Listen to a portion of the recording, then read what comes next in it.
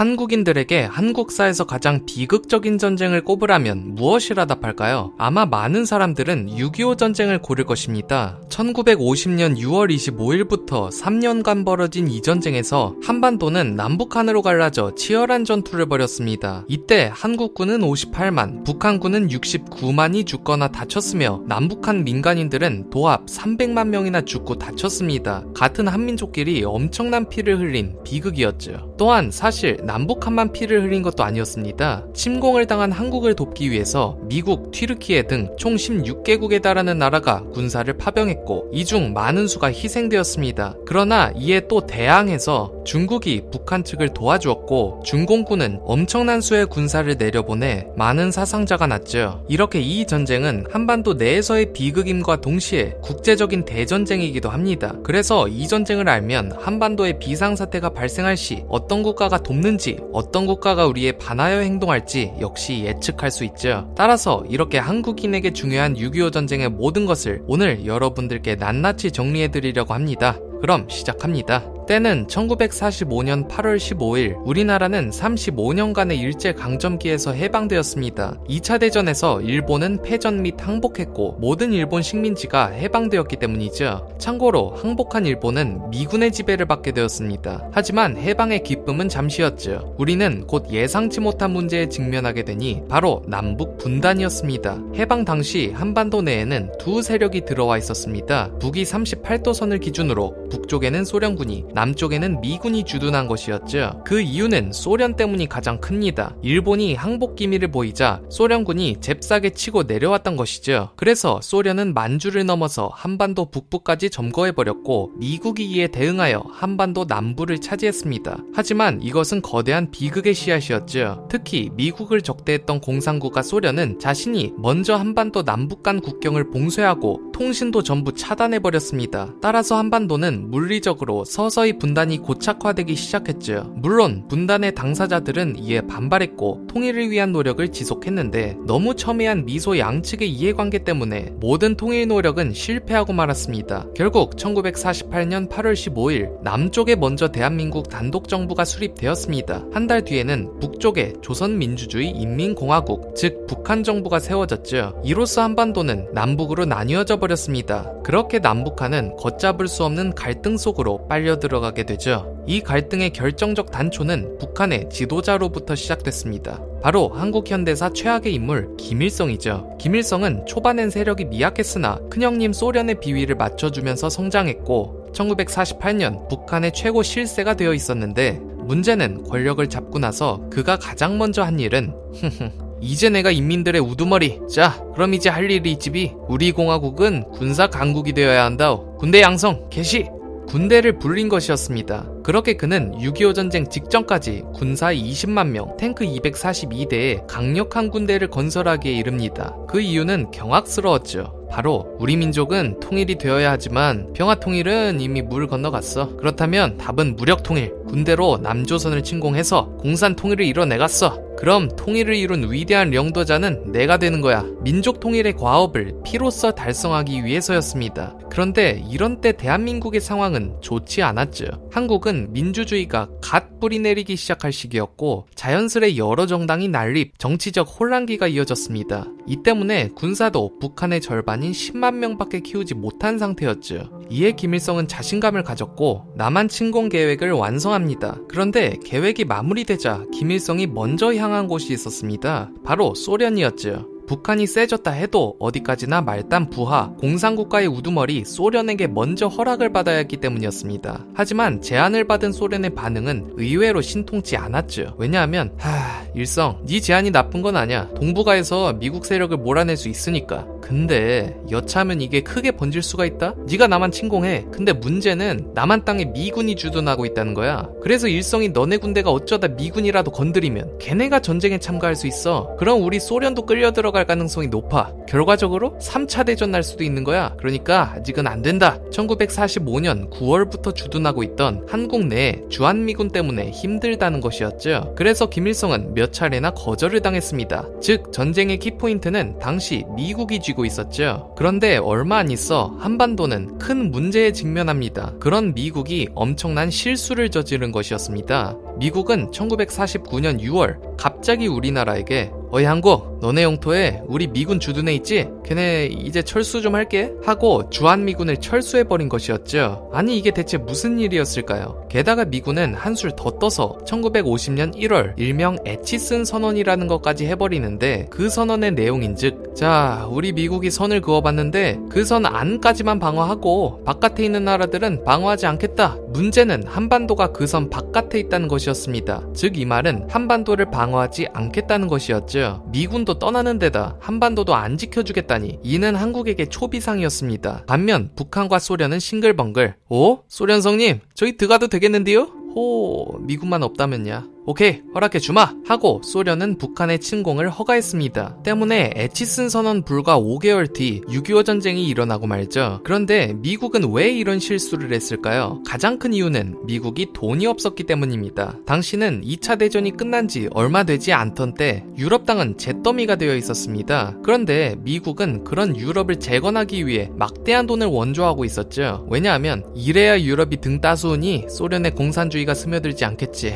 어쩔 수 없다. 이때 투입된 재정은 무려 74억 달러. 따라서 미국은 재정이 부족했고 극동의 변방 한반도에서 군대를 뺀 것이었죠. 또한 당시 미국은 한반도의 가치를 저평가하기도 했습니다. 한국보다는 지금 점령한 일본을 더 중요하게 여겼던 탓이었죠. 하지만 이 오판 때문에 북한을 막는 고삐가 풀려버렸습니다. 더군다나 김일성이 중국에도 침공 허락을 구하자 공산국가인 중국 역시 우리도 미제 세력이 대륙에서 축출되면 좋다 해. 나만 쳐라 해. 하고 침공을 수락했습니다. 그렇게 1950년 6월 25일 모두가 잠든 새벽 북한군은 남한을 침공, 즉 남침을 시작합니다. 모두가 잠에 든 주말에 불시에 기습을 당한 대한민국이었는데 전쟁 극초반 한국군은 어떻게 대응했을까요? 안타깝게도 제대로 대응을 못하고 쭉쭉 밀렸습니다. 서울은 불과 3일 만에 함락되었고 전선은 한 달 만에 낙동강 라인까지 주저앉아 버린 것이었죠. 남한의 영토 는 순식간에 한반도에 10분의 1로 줄어버리는 참담한 결과가 발생했습니다. 아니 그 이유가 무엇일까요? 그것은 한국이 준비가 안 돼 있었기 때문이었습니다. 정치적 혼란은 둘째치고 한국 군 역시 준비가 덜 돼 있었습니다. 원래 한국군에게는 북한 경계령이 내려져 있었다가 하필이면 전쟁 이틀 전에 잠깐 해제되었습니다. 그래서 많은 장병들이 북한에 남침 당시 휴가를 나가 있었죠. 또한 전쟁 불과 2주 전에 한국군 내에서는 대규모의 지휘관 인사이동 있었는데 당연히 2주 만에 인수인계를 다하기엔 시간이 부족했습니다. 그런 취약한 시점에 북한이 침공한 것이죠. 그러니 쾌속 진격을 허용했고 김일성은 이제 경상도만 차지하면 목표 달성에 성공하는 상황이었습니다. 그는 매우 자신감에 차 있었고 대한민국의 멸망이 눈앞에 보이고 있었죠. 하지만 이런 절체절명의 상황에서 한국에게 정말 다행인 일이 일어납니다. 막상 전쟁이 터지니까 미국이 갑자기 태도를 바꾼 것이었죠. 미국은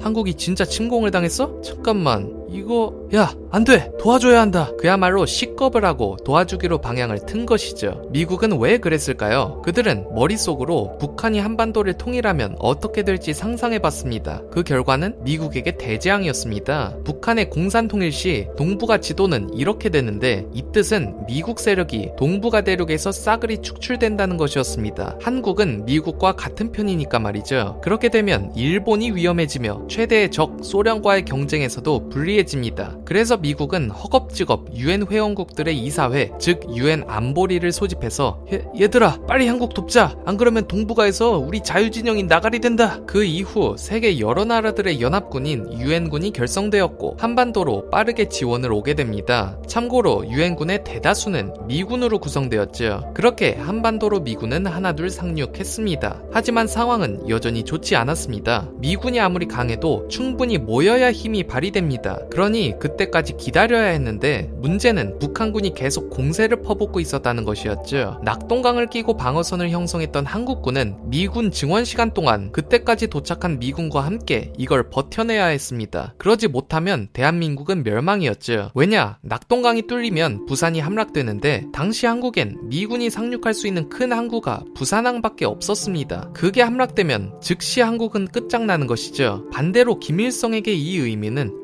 낙동강만 뚫으면 한국을 멸망시킬 수 있다. 거세게 밀어붙이라오. 때문에 북한군은 8, 9월에 걸쳐서 낙동강 방어선에 전방위적 총공세를 가했습니다. 하지만 놀라운 일이 벌어졌죠. 한국군과 유엔군은 이 공세를 모조리 격퇴한 것이었습니다. 특히 8월 내내 벌어진 다부동 전투가 가장 중요했습니다. 이때 북한군은 전력을 있는 대로 끌어모아서 한국을 멸망시킬 기세로 거세게 밀어붙였는데 한국군과 유엔군의 결사적 방어로 이를 막아내는데 성공한 것입니다. 그렇게 우리는 역사상 가장 큰 위기를 넘기게 되죠. 그렇다면 북한군은 어떻게 되었을까요?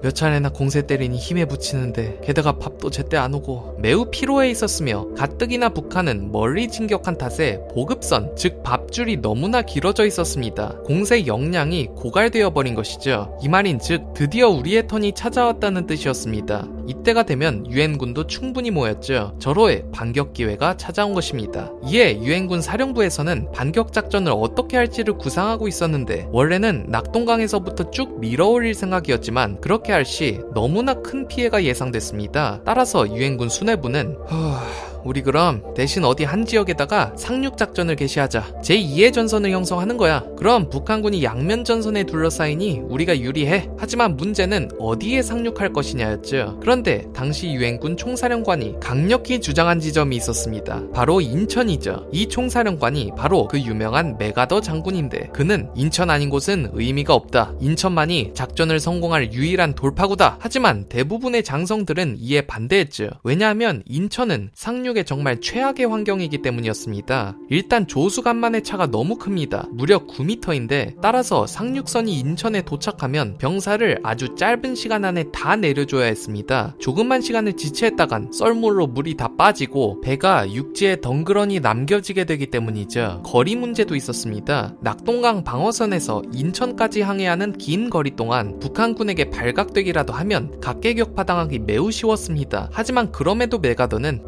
우리가 상륙하기 힘들면 적들도 당연히 고려를 안 하겠지. 그래서 허를 찌를 수 있다. 결국 메가더의 의견이 채택되었고 상륙작전을 위해 7만 5천의 병력이 집결했습니다. 그리고 1950년 9월 15일 우리 군의 대병력은 배를 타고 일제히 인천에 상륙했죠. 결과는 어떻게 되었을까요? 대성공이었습니다. 북한은 당시 한국을 멸망시킬 생각에 병력의 70%를 낙동강에 몰아넣은 상태였습니다. 그래서 인천을 막을 예비대를 남겨두지 못했죠. 때문에 유엔군은 상륙에 성공, 서울까지 쾌속 진격을 시작합니다. 또한 작전 성공 소식이 전해지자 낙동강 방어선에서도 유엔군은 인천 상륙에 성공했단다. 우리도 그럼 밀어붙이자 하고 위로 밀고 올라갔죠. 이러니 북한군은 패닉 상태가 왔습니다. 앞뒤로 포위당한 데다 인천 상륙 작전으로 인해 보급로까지 끊어질 위기였기 때문이죠. 결국 북한군은 전 방향에서 후퇴하기 시작했고 9월 28일 우리 군사는 서울을 완전히 탈환합니다. 9월 말이 되면 드디어 38선까지 도달, 곧 남한 영토를 대부분 수복하는 데까지 성공합니다. 다시 38선을 조우하게 된 한국. 그런데 우리 군은 이때 예상치 못한 문제를 맞닥뜨리게 됩니다. 바로 여기서 38선을 넘어 북진할 것인지 말 것인지가 대두된 것이었죠. 물론 한국군은 당연히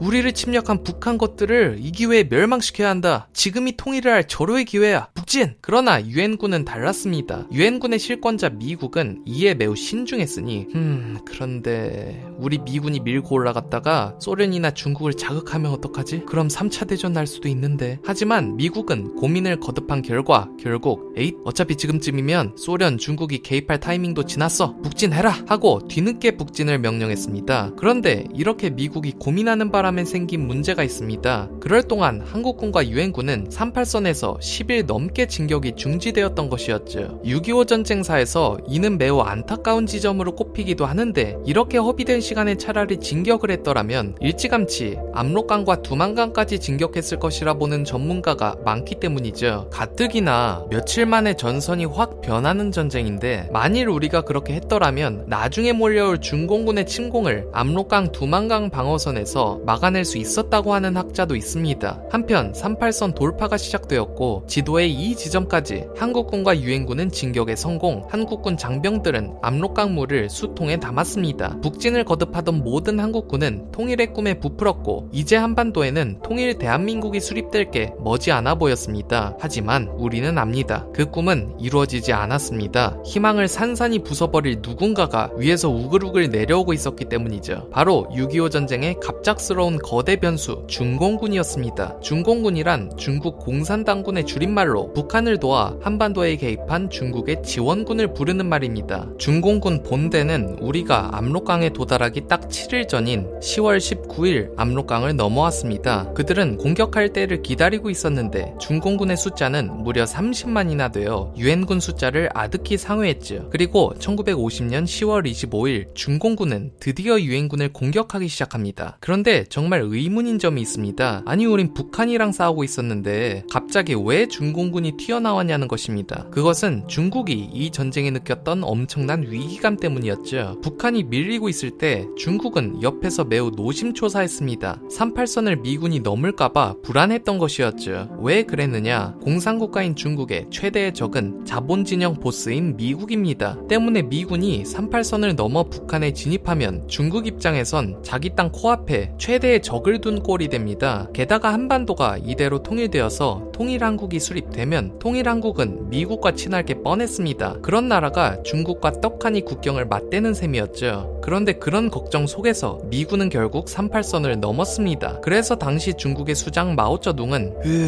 게다가 한반도 북단에서 우리 수도 베이징까지의 거리는 불과 차로 8시간, 이는 용납할 수 없다 해. 통일한국을 막아야 중국이 산다. 지원군을 내려보내라 해. 하고 내려보낸 것이었죠. 그런데 사실 중공군의 이런 개입 징후는 일찌감치 포착되고 있었습니다. 하지만 메가더는 이를 완전히 무시했죠. 왜냐하면 야 우린 천하의 미군인데 그깟 중공군 한 줌이 상대가 되겠냐? 미군의 우수한 기계와 전력이면 죄다 갈아버릴 수 있다. 이런 상황에서 공격을 시작한 중공군이었는데 과연 메가더의 말대로 그들은 모두 갈려 나갔을까요? 그 반대였습니다. 한국군과 유엔군이 오히려 중공군에게 완전히 격퇴당했고 38선 이남으로 후퇴하고 말았습니다. 이것이 1950년 10월부터 12월까지 벌어진 중공군의 1, 2차 공세인데 특히 2차 공세 때는 한국군과 유엔군이 북한 땅을 다 포기하고 38선 이남으로 후퇴했죠. 이때 벌어진 것이 장진호 전투인데 이 전투에서는 미 해병대가 중공군의 물량 공세를 직격으로 당했고 강추위 속에서 고군분투하며 후퇴해야만 했습니다. 물론 그럼에도 미 해병대는 엄청난 전투력으로 포위망을 뚫는 데 성공했지만 말이죠. 또한 영화 국제시장에도 나오는 대규모의 피난민 철수 작전 흥남철수도 이때 이루어졌죠. 하지만 중공군은 멈추지 않았습니다. 쉬지 않고 또다시 3차 공세를 가했는데 이때 그들은 엄청난 기세로 서울을 함락시켜버렸습니다. 이것이 바로 1사 후퇴이고 이에 더해 유엔군은 충격적이게도 3.7도선까지 밀려버렸죠. 이런 갑작스러운 대참사에 유엔군은 충격을 받고 완전히 공황 상태가 되었습니다. 그런데 의문이 있습니다. 아니 중공군이 그렇게 잘 싸웠을까요? 참고로 중공군은 공군도 없고 탱크도 없는 순수 알보병이었습니다. 그런데 어떻게 우리를 밀어붙일 수 있었을까요? 가장 큰 비결은 인해 전술입니다. 중공군은 30만이라는 압도적인 물량으로 유엔군을 찍어 눌렀고 그들은 영리하기까지 하여 우월한 숫자를 최대한 효율적으로 활용, 일명 1점 양면 전술이라 해서 숫자를 활용해 유엔군 진지를 겹겹이 포위한 뒤 차례로 격파했습니다. 물론 미 공군은 이런 중공군에게 폭격을 가하려 했습니다. 그러나 중공군은 일부러 낮에는 몸을 숨기고 폭격기가 뜨기 어려운 밤에만 기동하여 이를 파회했죠. 그렇게 1951년 1월이 되었고 유엔군의 사기는 바닥으로 떨어졌습니다. 또다시 최악의 상황에 내몰린 것이었죠. 그래서 이때 공포에 질린 미국은 심지어는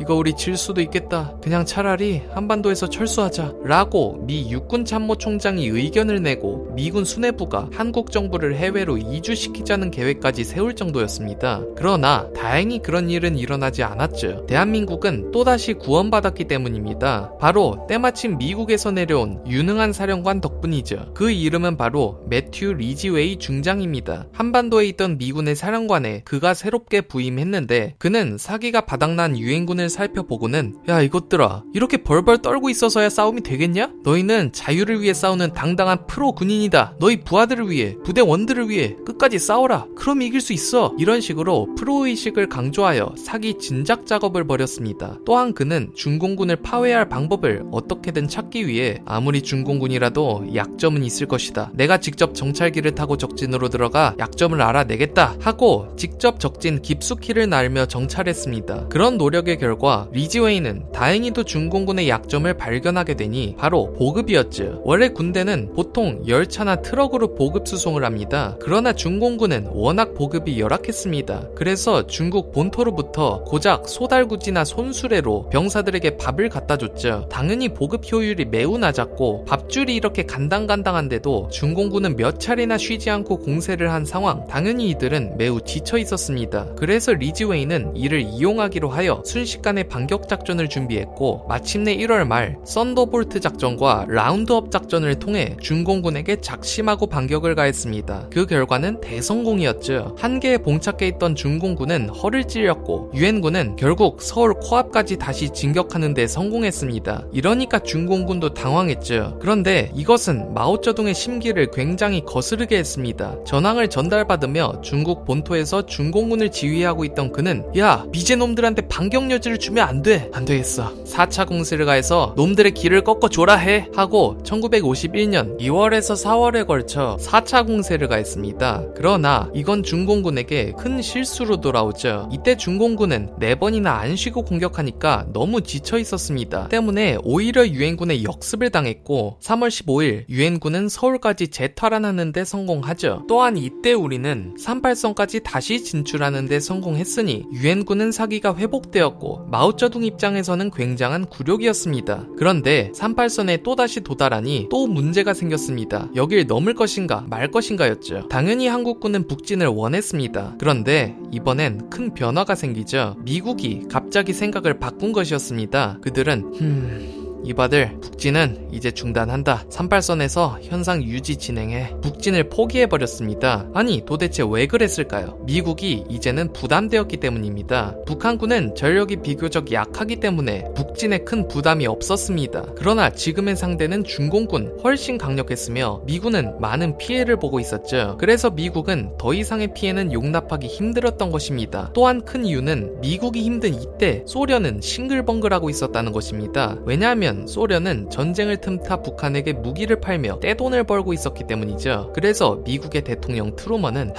이거 북진하면 우리만 손해고 소련 좋은 일만 하는 거야. 그냥 방어로 전환하고 오는 중공군만 최대한 갈아버리자. 물론 이에 반대한 장성이 있었습니다. 메가더이죠. 그는 아니 각하 피를 더 흘리더라도 지금 북한을 제거해 넣어야 합니다. 중국과 전면전을 해서라도 한반도를 통일시켜야 해요. 하지만 메가더는 대통령을 이길 수 없었고 미 대통령 트루먼에 의해 1951년 4월 11일 해임됩니다. 한편 중공군은 초조해지고 있었죠. 4차 공세 대실패로 중국의 위신이 땅에 떨어졌기 때문이었습니다. 위신이 곧 생명인 권위주의 국가에게 이는 용납할 수 없었죠. 그래서 마오쩌둥은 안되겠다. 우린 반드시 서울을 되찾고 38선을 유지해야 돼. 단단히 준비시켜서 작심 대공세를 가해라. 5차 공세를 명령하는데 1951년 4월에서 5월까지 전개된 이 공세에서 그들의 물량은 전쟁 동안 가장 어마어마했습니다. 무려 50만이 내려온 것이었죠. 그래서 한국군과 유엔군은 이때 많은 손실을 봤습니다. 이때 벌어진 전투가 바로 사창리, 현리 전투인데 특히 현리 전투에서는 한국군 제3군단이 병력의 60%를 잃고 군단이 아예 해체되어 버립니다. 그러나 지기만 한 것은 아니었죠. 바로 5월 말에는 대한민국의 커다란 승전보인 8.55 전투가 있었고 한국군의 작전으로 중공군은 무려 2만 5천의 사상자가 난 것입니다. 이렇게 치열했던 공세, 과연 중국은 성공을 했을까요? 이번에도 실패했습니다. 목표도 달성하지 못했고 무려 13만이 넘는 중공군이 손실된 것이었죠. 그 이유는 이 시기 유엔군이 전술을 바꿨기 때문도 있습니다. 이때 미군 사령관에는 벤플 스프리트라는 새로운 인물이 부임했는데 현재 한국 국방부 못지않은 포 덕후였던 그는 가만, 중공군 이것들이 사람 숫자로 밀어붙이네? 야, 그럼 우리는 포탄 숫자로 밀어붙여 정량의 몇 배를 쏟아부어서 중공군 진지를 지옥도로 만들어주자고 하고 엄청난 양의 포탄을 쏟아부었습니다. 하루에 한 지역에만 1만 2천 발의 포탄이 쏟아부어진 적도 있었으니 말 다했죠. 심지어 이때 미군은 반경 수십 미터를 불구덩이로 만드는 네이팜탄까지 발사했고 중공군은 어마어마한 손실을 입었습니다. 하지만 중공군만 손실이 난 건 아니었죠. 미군 역시도 많은 인적, 재정적 피해를 입었습니다. 때문에 이때쯤 슬슬 미국도 지치기 시작했죠. 그리고 바로 이때 미국과 중국 양측의 뇌리에는 공통된 생각이 떠올랐습니다. 다름 아닌 휴전이죠. 미국은 손실이 나는 만큼 두려움이 커지기도 했습니다. 왜냐하면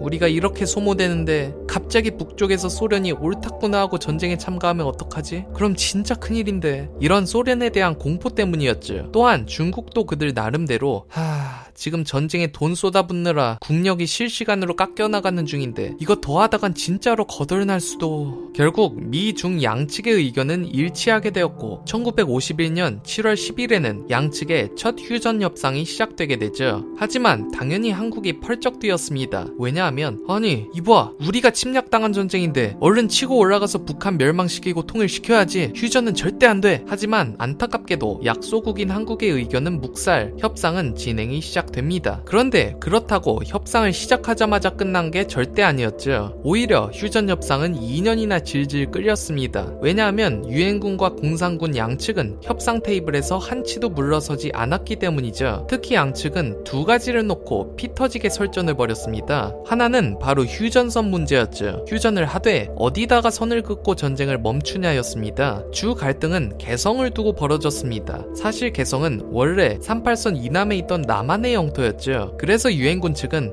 어이, 개성은 원래 대한민국 영토다. 그러니 우리에게 넘겨. 그런데 공산군은 이에 격렬하게 반대했습니다. 야, 개성은 우리가 지지 않았다는 마지막 자존심이다. 결단코 넘겨줄 수 없다. 수 틀리면 협상 결렬시킬 거야. 역시 공산국가 특유의 자존심 때문이었죠. 결국 설전 끝에 유엔군은 개성을 양보하는 수밖에 없었습니다. 개성은 당시 공산군 점령하에 있어서 더 이상의 요구가 힘들기도 했고 말이죠. 하지만 이때 개성을 넘겨준 것은 두고두고 안타까운 지점으로 꼽힙니다. 다음으로 대립이 치열했던 건 포로 교환 문제로 각자 잡은 포로를 어떻게 돌려보낼 것이냐를 두고 또 엄청난 설전이 오갔습니다. 양측은 휴전을 위해 서로의 포로를 교환하기로 했는데 여기서 문제가 생긴 게 유엔군이 잡은 공산군 포로 중에서 공산국가로 돌아가기를 거부한 포로들이 나온 것이었습니다. 이걸 두고 양측은 또 엄청나게 싸웠죠. 결국에는 가기 싫은 포로는 안 돌려보내기로 합의를 했습니다. 하지만 유엔군은 그 대신 공산군의 요구를 하나 더 들어주기도 해서 우리로선 또다시 아쉬운 지점이죠. 이렇게 2년간 계속된 협상, 그렇다면 그동안 전투는 멈춘 것이었을까요? 전혀 아니었습니다. 휴전 분위기를 위해 더 이상의 대공세는 자제했지만 이번에는 대신에 고지전이라는 새로운 전쟁 형태가 등장했습니다. 양측은 대전투 대신 한 뼘에 고지를 두고 치열한 싸움을 벌였습니다. 이때 벌어진 전투들이 백마고지 전투, 단장의 능선, 피해 능선 전투 등등인데 특히 가장 치열했던 건 백마고지 전투입니다. 1952년 10월에 벌어진 이 전투는 10일간 고지의 주인이 무려 7차례나 바뀔 정도로 혈전이었습니다. 또한 전투 결과 중공군이 1만, 한국군이 3,500이나 되는 사상자가 났죠. 이렇게 한뙑이 땅 때문에 엄청난 피를 흘린 이유는 휴전 협상의 우위를 확보하기 위해서였습니다. 한쪽이 고지를 점령해 놓으면 적을 내려다보는 유리한 전략적 위치가 됩니다. 그러면 당연히 휴전 협상에서 주도권을 잡기에 유리해지는 것이죠. 때문에 고지전이 전개되었는데 병력을 많이 소모하는 고지전 특성상 수많은 젊은 생명들이 땅 한 뼘을 위해 쓰러지게 됩니다. 이런 상황에서 협상은 슬슬 최종 국면에 접어들고 있었습니다. 그런데 여기서만 딱 끝났으면 그나마 나았을 것입니다. 하지만 이때 중국은 욕심을 부렸죠. 갑자기 중국은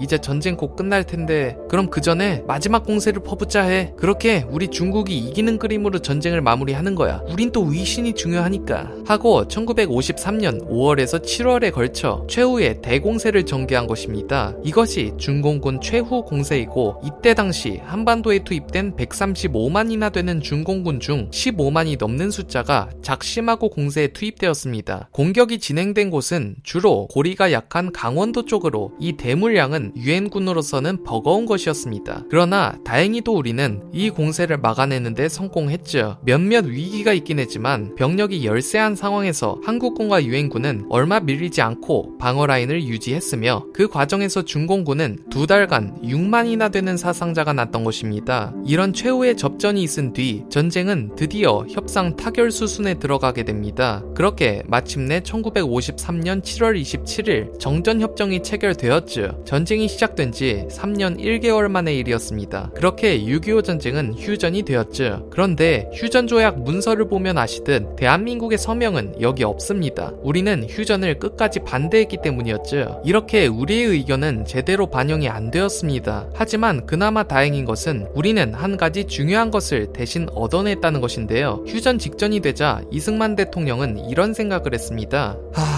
결국 휴전은 피할 수 없는 수순인가 보다. 그럼 이왕 이렇게 된 거 최대한 뽑아먹고 휴전이 돼야 한다. 그래서 그는 미국에게 요구를 하죠. 미국 성님들, 휴전하는 건 좋은데 그럼 대신에 우리 상호 방위조약 체결합시다. 휴전도 오케이 해드리니까 이 정도는 제공해 주셔야죠. 결국 미국은 이에 응했고 1953년 10월 한미 상호 방위조약이 체결됩니다. 이로써 한국에는 주한미군이 다시 주둔하기 시작했고 유사시 한국은 미국의 보호를 받을 수 있게 되었죠. 이렇게 휴전된 6.25 전쟁, 시작은 남북한 간의 전쟁이었지만 이 전쟁은 순식간에 거대하게 번져 남북은 물론 세계의 전투 당사자들에게도 엄청난 피해를 안겨주었습니다. 우리를 도와준 유엔군은 15만이나 사상되었는데 그중 미군만 무려 3만 6천이 전사했고 9만이 부상을 당했습니다. 미국도 극동 저 멀리의 나라에 엄청난 피를 흘린 것이었죠. 중공군 역시 전쟁에 꽤나 진심이어서 무려 95만이나 사상자가 났습니다. 그들이 얼마나 한국과 국경을 맞대기 싫어했는지 알 수 있죠. 물론 물적 피해도 어마어마했습니다. 집은 60만 채가 파괴되었고 한반도 공업시설은 40%가 넘게 파괴되어 순식간에 잿더미가 되었죠. 이렇게 김일성의 야욕으로 시작된 전쟁은 한반도에 거대한 상처를 남긴 것입니다. 그럼 이 6.25 전쟁은 우리를 비롯해 세계에는 어떤 영향을 미쳤을까요? 일단 남북한은 공통으로 국토가 잿더미가 되고 많은 손실을 입었습니다. 그래도 한국은 한미 상호 방위조약을 얻어내어 향후의 국토 방위에 있어 큰 도움이 되긴 했습니다. 그런데 아이러니한 건 북한, 그중 김일성의 다음 행보입니다. 김일성이 전쟁을 시작했으니 당연히 그가 축출되는 게 자연스러웠습니다. 하지만 김일성은 자신은 잘못이 없으며 다 자기 정적이 간첩 활동을 한 탓이라고 책임을 덮어씌웠습니다. 그래서 김일성은 오히려 이 기회에 정적을 숙청했고 3대 세습으로 이어지는 절대 권력을 누릴 수 있게 되죠. 이 점은 정말 씁쓸한 대목이라 할 수 있겠습니다. 그럼 한반도 외의 국가들은 어땠을까요? 미국은 비록 승리는 실패했지만 6.25 전쟁 덕에 자유진영의 수호자라는 타이틀을 획득하여 명실상부 패권국으로 자리매김했습니다. 중국은 미국과 전쟁을 통해 위신은 세웠죠. 그러나 그들은 두고두고 침울할 일이 생깁니다. 중국은 사실 6.25가 없었다면 대만을 침공해 중국 통일을 완수하려고 했었습니다. 그런데 6.25 전쟁에 병력을 보내느라 대만 침공이 미뤄졌고 그 결과 중국이 원하는 대륙 통일의 꿈은 여전히 이루어지지 않고 있습니다. 한편 뒤에서 이득만 챙기던 소련, 하지만 그들은 결국엔 역풍을 맞게 됩니다. 소련은 군사는 하나도 안 보내고 이득만 챙기니까 중국과 북한의 신뢰를 잃고 관계가 악화된 것이죠. 한편 가장 이득을 본 나라는 따로 있었습니다. 바로 일본이었죠. 일본은 한반도와 가깝다는 이유로 미국의 전쟁 후방 지원기지 역할을 하게 되었는데 이때 군수물자를 생산해 전쟁 특수로 막대한 돈을 벌었습니다. 그래서 일본은 경제 위기에서 벗어났고 성장할 발판을 마련할 수 있었죠. 이 점도 참 아이러니하다고 볼 수 있습니다. 이렇게 우리나라에는 물론 세계에도 엄청난 영향을 끼친 6.25 전쟁, 한민족에게도 이 세계에도 이러한 비극이 다시는 되풀이되지 않았으면 좋겠다는 염원을 갖고 영상 마무리하겠습니다. 감사합니다. 별별 역사였습니다.